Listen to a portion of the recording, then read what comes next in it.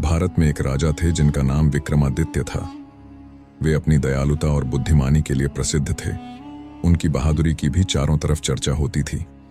एक दिन राजा विक्रमादित्य के दरबार में एक तांत्रिक आया। उसने राजा को उपहार स्वरूप एक फल दिया, जिसे राजा ने आदरपूर्वक स्वीकार किया।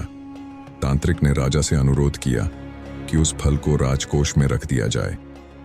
अगले दिन तांत्रिक फिर आया और राजा को एक और फल दिया, जिसे भी राजकोष में रखने का अनुरोध किया। यह सिलसिला कई सालों तक चलता रहा।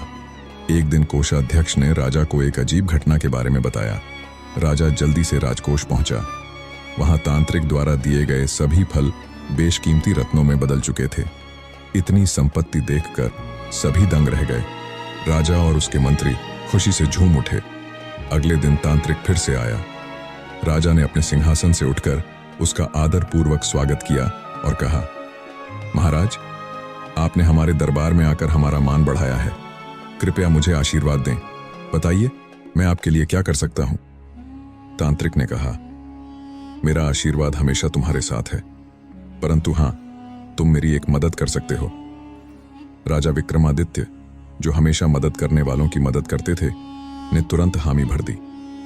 तांत्रिक ने कहा, घने जंगल में एक पीपल का पेड़ है जिस पर एक शव लटका हुआ है।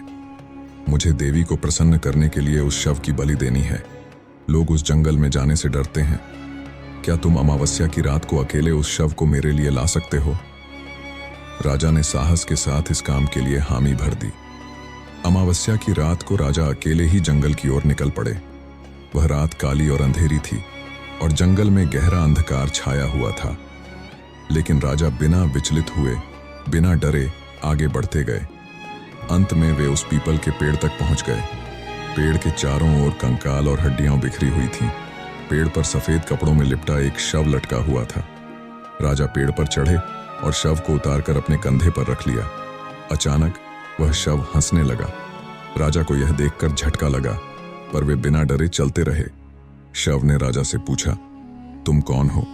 राजा ने जवाब दिया, मैं राजा विक्रमादित्य हूं। फिर राजा ने शव से पूछा, तुम कौन हो?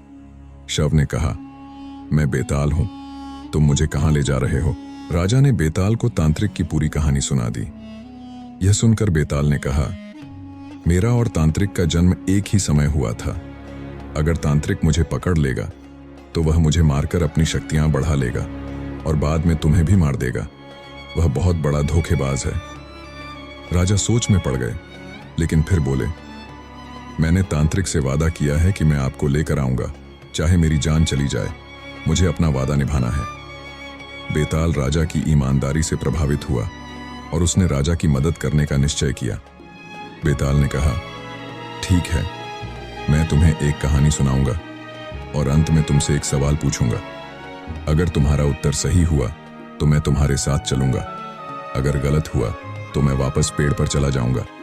लेकिन अगर तुम चुप रहे तो तुम्हारा सिर फट जाएगा। क्या तुम यह मानते हो? राजा ने बेताल की शर्त मान ली और उनकी यात्रा आगे बढ़ी। आगे की कहानी जानेंगे अगले भाग में।